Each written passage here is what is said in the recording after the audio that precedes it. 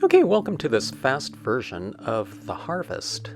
We're stamping black ink on this half-page piece of vintage paper. You can use any type of ink, but the darker the better.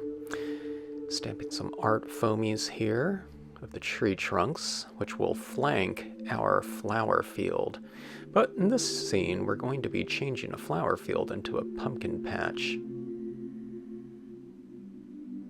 Stamping a smaller tree trunk here on the left-hand side, just to vary the size a little bit, the scale to create extra space.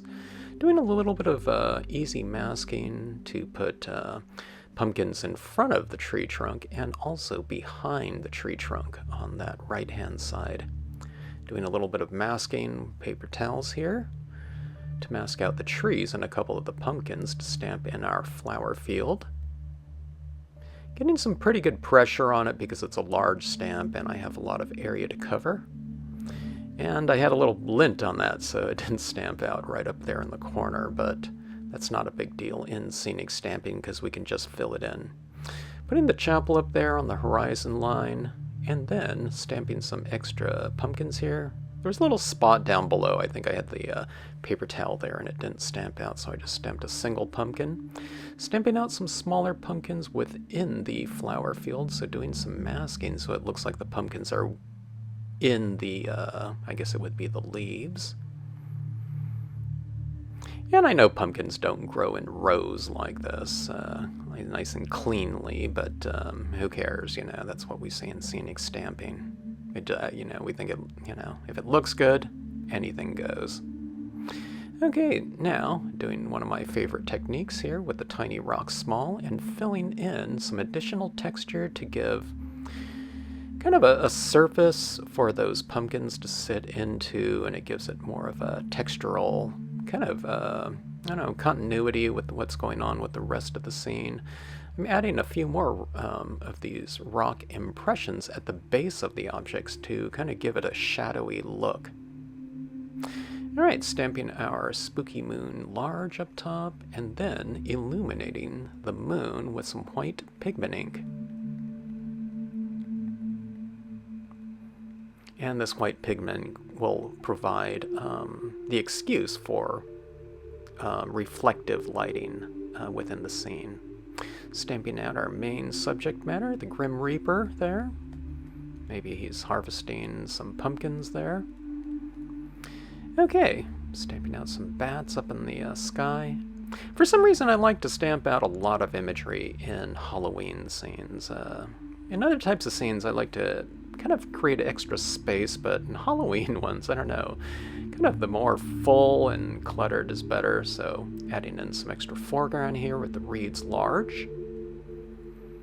And then going in with a colored pencil to add additional shadows around our objects and into different areas to create shadows, and therefore we create, or can create, lighting directions. So I'm kind of pointing out the angles of the shadow based on the location of the light source, which is the moon. Okay, these pumpkins are going to be more backlit because the moon in the background, so I'm filling in the pumpkins with a little bit more, kind of shading on the front side of them. Okay, now on the trees, I'm darkening the outer areas of these tree trunks. So if the tree is on the right, I'm darkening the right side of it. The tree to the left of the moon is left side shaded.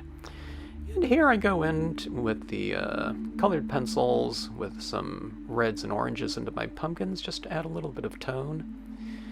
You can do that or not on this vintage paper. The vintage paper already has the tone printed onto the paper, but yeah, I thought the color on these pumpkins go pretty well. I usually don't like to go too bright on this type of paper because it's more of an aged look. Alright, so my moon was a little bit bright, so I'm toning it down with a little bit of black colored pencil, putting some streaks across it, not dark ones, but a little. And going back to that whole idea of additional imagery, I'm stamping some spiders into that lower section. Interior illumination on that chapel back there with the white paint pen up in the window areas.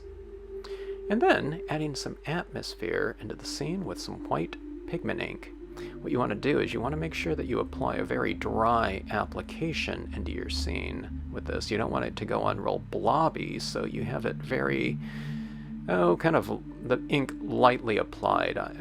On my white pigmenting pad, I always keep it a little bit dry to medium.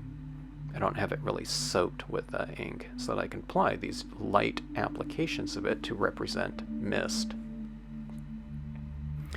Okay, now in these darker areas around the tree trunks, I thought we could kind of add a little bit of visual interest with the fireflies or, lightning bugs. And that gives them a little bit of a glow with that white pigment ink, and again, a very light application of the pigment ink in there. Some more smaller fireflies throughout. I really liked how they looked around those tree trunks, so I'm adding a couple extra in here. And then you get your glowing little flies in there. I thought that was kind of a fun little touch.